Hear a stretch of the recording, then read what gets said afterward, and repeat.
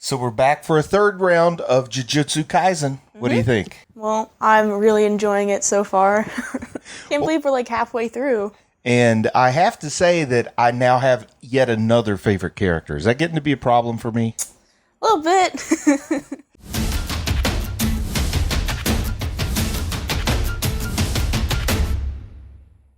Well, I guess I'll just go ahead and say that last episode, when we were talking about it, we thought maybe that was Fushiguro that was with Yuji when he went to the movie theater, but it wasn't. Some new guy. Yeah, I think the reason we didn't know who it was is because it was a new character. But I really like this new character. How about you?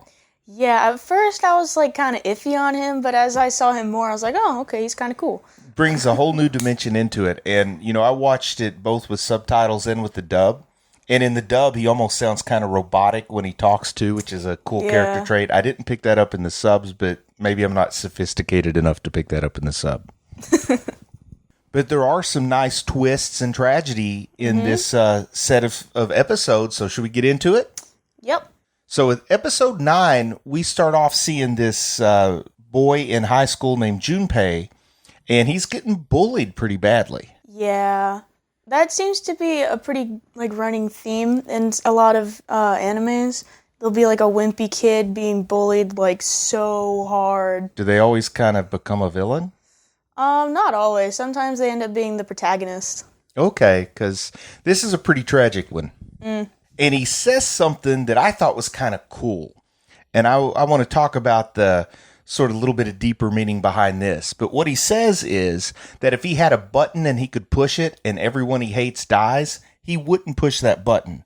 But if he had a button he could push and everybody who hates him would die, he would push it. I like that. What do you make of that slight difference? Well, it shows that the people that he hates, he's not going to actually do anything about that. He's going to be respectful towards them. But people who hate him, he doesn't like them because they dislike him. And I also think maybe it's a bit of a defense mechanism to sort of exonerate him of malice by saying you brought this on yourself. But sometimes that starts to be like a logical fallacy that can justify a lot of evil too. And we'll see that maybe play out here. It'll be up for debate, which means it's great. I mean, if it's clear what's going on and it's black and white and there's no discussion to be had, the story's just not as interesting, is it? Yeah. So we find out what happened in the movie theater because Junpei skips school and he goes to see Human Earthworm 3. Now, first off, what do you think about the idea of a movie called Human Earthworm 3? Sounds weird. Sounds like a really bad, superhero movie or slasher of some sort. Are you familiar with Human Centipede? Oh, God. I've never seen it, but I've heard of it. I'm glad you haven't seen it. I don't want to watch it. But it's a whole lot of body horror. And that fits with the theme of what Mahito is doing to humans here, touching their soul and transforming their body. So I think it's pretty clearly like a pastiche of Human Centipede here when they go to see Human Earthworm. I see that. So, boy, that is less than appetizing fare to think about when you're watching this show. Imagine if there were 3 human centipedes. Well, there are 3 human centipedes. No, I mean 3 movies. There are 3 movies. Yes. Oh, I thought there was only 1. Some parts of it, I can really see a parody of Human Centipede 2 in it, but there's Human Centipede 3, I think, is where a guy goes into a prison and does the Human Centipede thing with the entire prison. Spoiler, sorry guys. Ew. Yeah, please don't watch that. It's not worth it. I don't want to. Now, here's something I started thinking about, and I might be going just a little out of order here, but as we see Junpei getting bullied, we see him with his horror movie club in their meeting room, and a group of jocks come to take the meeting room away. I start to see this dark mirror image of what we saw from Yuji in the first episode. Yeah, kind of. Because he's there with his paranormal investigation club, and then he has his special abilities. We'll soon find out Junpei has his. And this is almost like 2 different directions that a person can go in this scenario. And they'll continue to show us some of the differences between Junpei and Yuji. But I love it when shows kind of give us a legitimate symmetry like this. And I'm really enjoying the thought that's going into this part. How do you feel about the light versus the dark version of kind of the same story? It's really interesting to see. Because, if there was just one or two differences or a few different decisions were made, Yuji could have easily gone down the path that Junpei did. And also, conversely, Yuji's trying really hard to get Junpei back on his path right up to the end. Mm-hmm. So I think that's kind of heartbreaking, and it lets me see another dimension of Yuji that I really like. Yeah, I think Yuji really connected with Junpei on like a deeper level. And it almost seems like the key difference is that Yuji was physically strong, so he didn't have to face some of the torment that Junpei did. And that's just kind of not fair, because you can't help that. Yeah. Now, in the movie theater, we've got the guys that are the same people that were bullying Junpei, and they just won't quit talking during the movie, making it a pretty miserable experience. How do you feel about people talking in the movie theaters? It's annoying, but I do know that I talk, but I don't talk loudly, okay? It's like a whisper to mom or you every now and again. Yeah, I mean, it really does take away from my ability to enjoy the movie, but I'm not going to hope that a curse comes and kills them and warps their bodies into some kind of mutation. Yeah. Although, when I'm seething in my impotent rage, I might like to daydream about that. Sometimes it can be funny, though. There are a couple times where it's been really funny. Oh, I've absolutely heard commentary from the crowd, the peanut gallery, if you will, in the movie theater that makes me enjoy the movie better, but that's the exception. That's not the rule. When we watched the Downton Abbey movie, there was the people behind us. Yes. Oh, that what was a weird so transition. Fun. We went from Human Centipede to Jujutsu Kaisen to Downton Abbey. Now, Junpei meets Mahito. And Mahito is an interesting curse. I feel like we've gotten to know him. He's the first curse. I feel like we kind of get to know the personality of the curse. What do you think? Yeah, he's the first one that we can actually see how the curses think and how they traverse the world and all. But it's also interesting to see we're actually able to see what directly created him too. And, at least one commenter had said Mahito was her favorite character, or Mahito. Not one of my favorites, but an interesting character just the same. He's got a particular technique. I guess you'd call that curse technique, but he sort of contemplates the difference in the heart and the soul, and he can touch a person's soul, and by doing so, changing the shape of their soul, changes the shape of their body. A really interesting sort of thought and technique in what he does to people. Basically turns people into monsters that can be mistaken for curses. If he channeled that power for good, he could be a really solid plastic surgeon. But he is a curse, so, he's not going to channel that for good. Yeah. And he looks kind of like a rag doll, like he's all sewn together from different bits. Yeah, that's kind of cool. I think that also shows, his soul, how he's kind of pieced himself together, And as a bit of irony here, the one who mutates humans is the curse so far that looks the most human of any we've seen. Mm-hmm. Then we have a lot of fun, and I'm surprised because this changes the direction for the next 4 episodes. But Gojo introduces Yuji to Nanami. And it's kind of funny because we've seen Gojo as the cool, aloof, I do what I want, kind of top of the food heap. But then when Nanami's on the scene, suddenly it's almost like Gojo, not quite a fanboy, but he wants to get Nanami to loosen up because he's all about business and he's just straight up serious. And now I've got another favorite character in Nanami.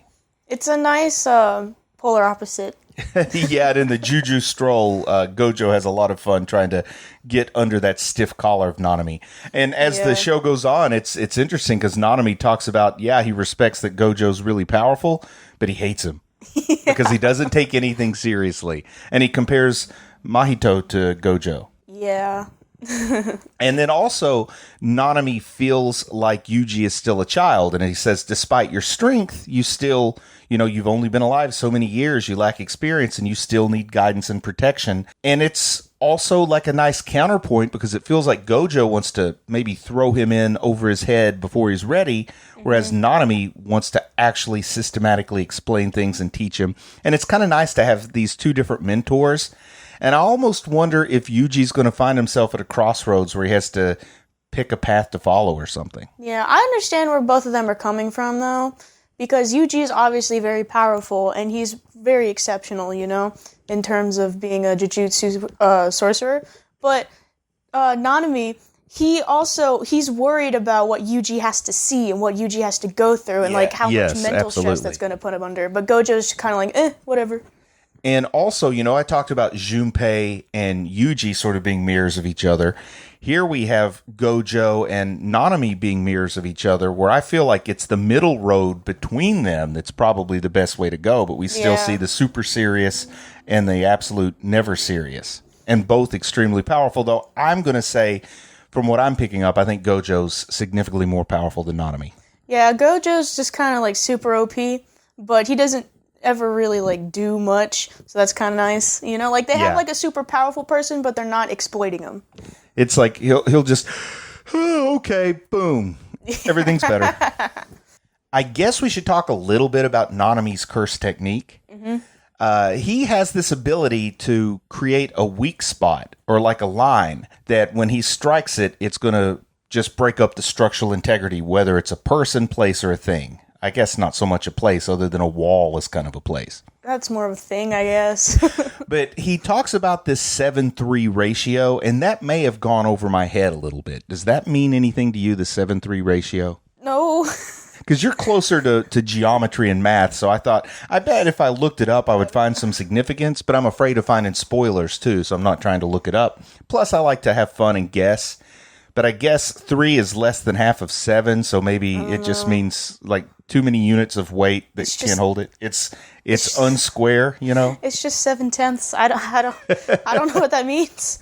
And Nanami and Yuji go to fight some curses that are loose or what they think are curses, and then Nanami sees a wristwatch and he figures out that humans have been mutated to look like curses. Mm-hmm. They take one back to the doctor. She tries to make him feel better about killing humans by saying they were kind of dead already because of the transformation. I'd be in the same position as Yuji. I'd be like freaking out. I'd be like, ooh. And we see Mahito and Junpei back in sort of the secret lair, the hideout that Mahito is using. It's just the sewers. Yeah, the sewers. Hopefully a Ninja Turtle could pop up. Kind of gross. And he explains a little bit about how curses manifest. And he explains, there's all these special grade curses that the Juju sorcerers don't know about. And he explains that in addition to the kind of fears you think of, like the scary stories that people tell in the dark, but people are also just afraid of elemental forces. There are people afraid of the sea, afraid of the mountains. And that is where these hidden special grade curses have come from. That's really interesting. And, you never really think about those types of fears when you're thinking about horror, Normally it's kind of like, ooh, ghost. Like ooh, spiders demon. or something, yeah. Yeah. But then you take a step back and you're like, God, earthquakes, those are like scary on a different type of way, And the more people that are afraid of something, the more powerful the curse that generates from that. Mm-hmm. So, just think of how many people are afraid of heights and how many people are afraid of flying. So they could potentially bring some really, really super duper curses out if they decide to. Yeah. Then there's a real fun scene where Ijichi and Yuji are trying to corner Junpei and see whether or not he has curse power, curse technique, if he can see curses. So they have this really weak curse that they're going to turn loose, and they have all these funny scenarios on how to handle it. But of course, the whole plan just goes out the window, as everything seems to do when Yuji's involved. Yeah. In episode 10, we get this long kind of contemplation from Junpei when he's talking to Mahito about a Japanese saying that got lost in translation a little bit. He says the opposite of fondness is indifference, but then he points out fondness and love. It's not the best translation, but according to the show, he says in Japan that we don't use the word love very much, so they've transplanted fondness, but it all falls apart. But the opposite of fondness is hatred, and the opposite of love is apathy. And he makes a significant difference that I kind of get, but also I wouldn't pick that as my hill to die on. How do you feel about that? All that stuff just kind of went over my head. I was like, yeah. See, that's the kind of stuff that really gets me into these shows, because it would be so easy just to have the energy surges and the punches and curse battles. And I love those battles and I love that kind of stuff. But I also like when they slow down and let you know there are a few more gears grinding behind the eyes other than just the punching and that kind of thing. Yeah, I think I was kind of half asleep when I watched this part, so. Okay. And we find out that Mahito refers to his technique where he transforms people as idol transfiguration. I think that was the name of the episode. Yeah. I don't know what the idol part is. I don't know. I guess their soul is idol, so he transfigures them, because we will find out there's at least one person he can't do that to. I don't know. Maybe he thinks of the the soul as an idol. Like, well, I guess that's spelled differently. And then we get a pretty good showdown between Nanami and Mahito. That's like kind of the highlight of this episode. And I like it that he says, we're going to get this over with quick because, his origin story, if I can back up a little bit, sort of Nanami's backstory is that he hated being a juju sorcerer because it sucked. And then he went into business and worked in the corporate world, but that sucked more, so he chose the one that sucked less, but he's still very influenced by the business time he had as a corporate man. So he's like, at 6 o'clock, I get off work, and we're going to end this by then. I'm ready to punch that clock, get on the train, and go home. And then I thought it was really funny because no plan seems to last the Yuji effect. Yuji is trying to corner Junpei. Junpei's talking to this teacher that we saw earlier, just watching Junpei get bullied and sort of turning the other way. But he's kind of got Junpei cornered and he won't let him go. Like, high stress situation, I've got to do something. So his solution is to yank his pants down and run away. Now, in real life, that'll get you arrested. Please don't ever do that in real life. But it's hilarious in anime. Yeah. I couldn't have written something that would just tickle my fancy better than when he yanks off the pants. And, of course, he's super fast, so he runs away. The chubby guy's running after him. Can't catch him, and he shows back up. I guess that's a great way to end any boring conversation in fictional worlds, not the real world. It would be interesting to see how that played out in real life. I'm pretty sure somebody's going to jail in real life. Or at least getting smacked. Don't encourage that kind of behavior. Unless you're a cartoon character, anime character, then go for it. We need more pantsing in anime, less pantsing in real life. And then the clock approaches 6. The fight's about to end between Nanami and Mahito. And he starts to, crank up his energy level to a whole nother stratosphere of cursed energy. And he says, now we're in overtime. And I love that. You get time and a half for overtime, so that must be energy level and a half. Yeah. And then they kind of explain in episode 11 that overtime is some self-imposed limit that Nanami puts on his power, and it's time-based, and he can't access his full power until a certain time goes by because he doesn't want to, I guess, use it unnecessarily. Oh, kind of like the blindfold that Gojo had. It's like why I pronounce words wrong. I'm trying to limit my awesomeness. And then Nanami uses that weapon that we haven't really talked about or described yet.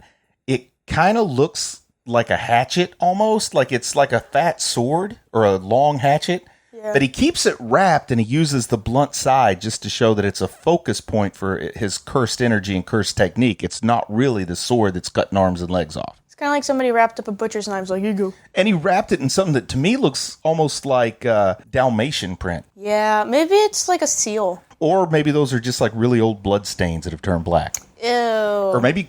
You'd imagine he'd clean that. But Nanami doesn't want to necessarily exercise Mahito now because it's overtime. He just wants to get on about his business. So he cuts off his leg, has like a time-delayed smash to the wall so debris falls down on him. He's like, see you later, Gator. Gets out of there because, it's quitting time. After time is prime time. And while Yuji is talking to Junpei and they're actually hitting it off, it looks like they're forming a friendship. And it's getting me excited that maybe Junpei can be redeemed. But we also see up above Geto, the human, at least I think he's human, who's like the traitor to the curses, is watching, and it's like, everything's going according to plan. Yeah. Now, I've got a question about Geto. He's got this scar along his forehead that looks stitched back together. Do you think he's had a brain transplant or something? Either that or someone just went, whatcha, and like Frankenstein's monster. I hope they explain that, or maybe they won't, and then I can make more crackpot theories about it. But I think maybe that's part of why he's a traitor to humanity, is something that happened with his brain surgery, his botched brain surgery. Either that or somebody just kind of was mad at him and threw a plate at his head or something. And Junpei's mother invites Yuji back to dinner, and they hang out, and Junpei realizes that Yuji never knew his mother. Yeah. And it's like this weird, once again, these dark mirrors, is it better not to have a mother at all, or to have a mother that Junpei is embarrassed of because she does drink too much and she smokes and, passes out from all those beers that she downs at dinner time.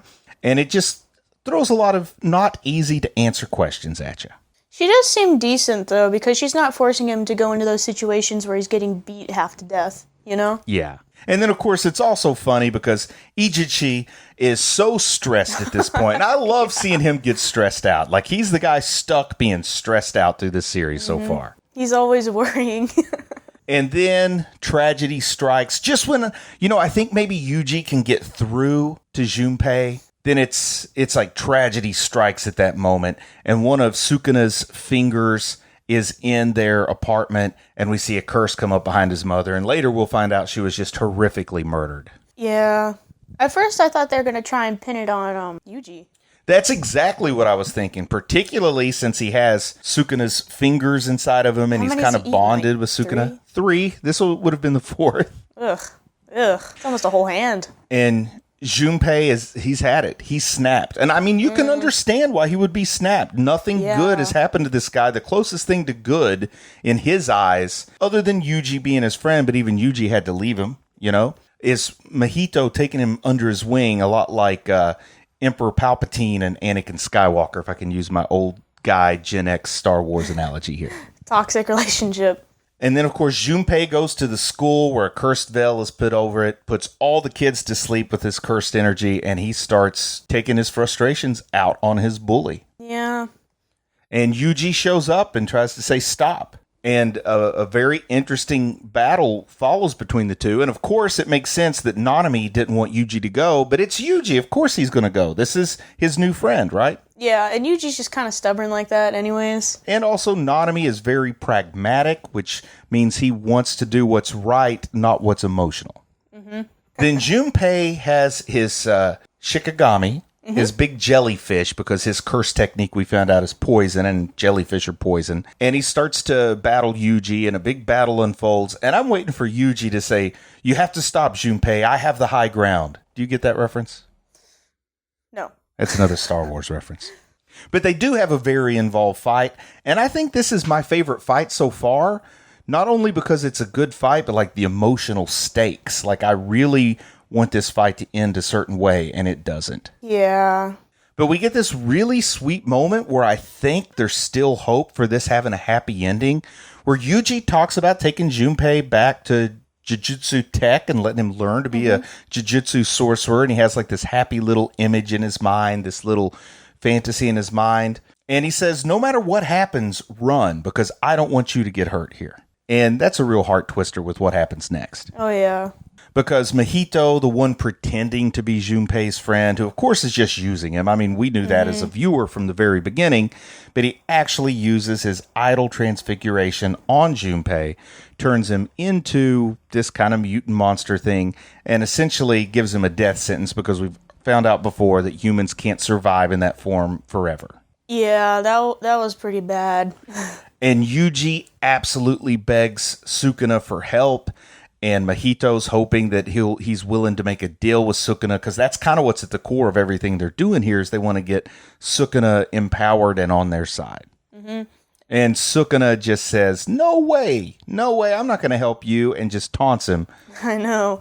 Sukuna's being a jerk. And that takes Mahito by surprise. He's like, what? He's offering to, like, literally do anything and just saying no? And here's a key moment, because Mahito has thought himself invulnerable. Because he's learned how to control the shape of his soul, so if you don't touch his soul, you can't hurt his body. He can just reform it, regrow. But Yuji punches him with his cursed energy and full of rage, and Mahito's laughing off the punch, and then you slowly see one nostril start to bleed. And he basically gives us the oh crap moment. He suddenly realizes he can be defeated by this guy. Mm-hmm. That's because in Mahito's eyes, no human is like aware of their soul. But since Yuji has someone else's soul in him and he's able to control it and he's able to recognize his soul, so he knows of the existence, therefore he's able to fight back. And to fans of vigilante movies and comics and books and TV shows everywhere, Yuji looks at him dead-eyed and says, I'm going to kill you.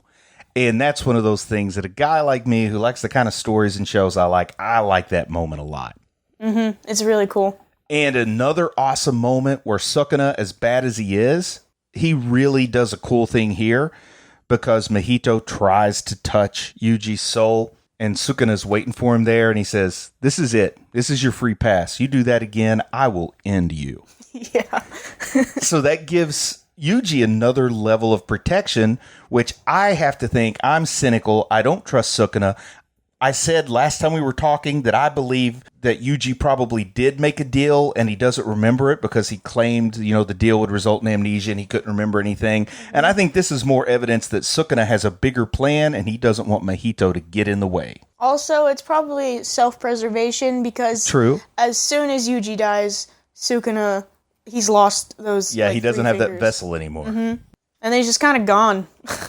And then it looks like, Yuji puts up a real good fight. He is really battling Mahito around. He does this incredible, head crashing thing, crushes his skull with headbutts. And I've already told you how I don't think anything would be a better way to vent rage than repeated headbutts. And I'm really into it. And then Mahito disappears. Looks like he's about to deal a very crippling blow to Yuji. And then my man, Nanami, shows up. And he says, okay, that's it. We're going to have to exorcise this curse. And that's where it leaves us hanging. So I think it's awesome. I'm looking forward to episode 13. How about you? Yeah. This show, to me, keeps getting better. And I can't believe that they have the courage to abandon the main cast and go in another direction. And it's still good. So I've got to get to it. I'm going to say goodbye. See you soon. Bye. Talk to you soon.